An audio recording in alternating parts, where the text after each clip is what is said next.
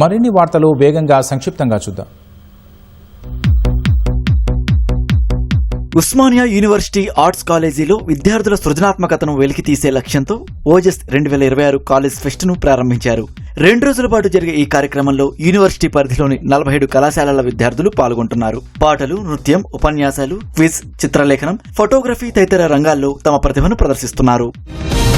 Hyderabad Attapur police station పరిధిలో అప్పు వివాదం 2 స్నేహితుల మధ్య ఘర్షణకు దారితీసింది. అప్పు ఇచ్చిన 2100 డబ్బులు తిరిగి ఇవ్వాలని అడగడంతో పాసు అనే వ్యక్తిపై ఆఫ్తాబ్ కత్తితో దాడి చేశాడు.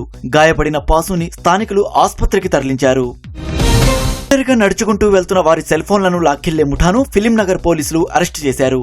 జూలై 4న ఓ సెక్యూరిటీ గార్డు విధులకు వెళ్తుండగా నిందితులు మొబైల్ ఫోన్ స్నాచింగ్ కు పాల్పడ్డారు. సీసీటీవీ కెమెరా దృశ్యాలను పరిశీలించి 3 నిందితులను అదుపులోకి తీసుకున్నారు. నిర్మల్ జిల్లా భైంసాలలోని వ్యవసాయ మార్కెట్ కమిటీ కార్యాలయంలో మొలకెత్తిన సోయా విత్తనాలు అమ్మిన దుకాణదారులతో వ్యవసాయ అధికారులు, రైతులు సమావేశం నిర్వహించారు. నష్టపోయిన రైతులకు పరిహారం ఇవ్వాలని కోరారు.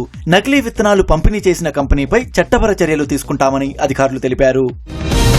హైదరాబాద్ బంజారాహిల్స్ పోలీస్ స్టేషన్ పరిధిలోని ఓ అంగన్వాడీ టీచర్ ఇంట్లో 22 తులాల బంగారు ఆభరణాలు చోరీకి గురయ్యాయి. గత నెల 7న ఓ శుభకార్యానికి హాజరైన ఆమె బంగారు నగలను అల్మారాలో భద్రపరిచారు. కొద్ది రోజులకు మరలా వాటిని పరిశీలించగా నగలు కనిపించలేదు. దీంతో బాధితురాలు పోలీసులకు ఫిర్యాదు చేసింది.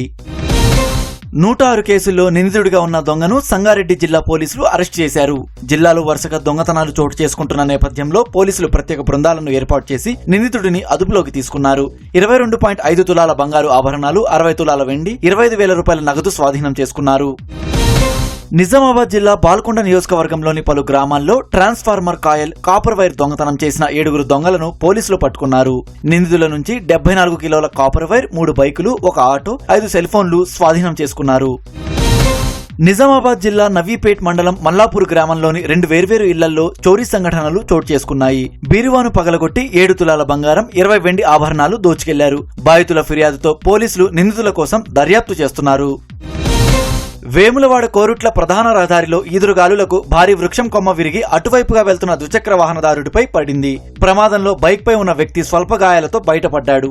అగ్నిమాపక సిబ్బంది వాహనంతో చెట్టును పక్కకు తీశారు.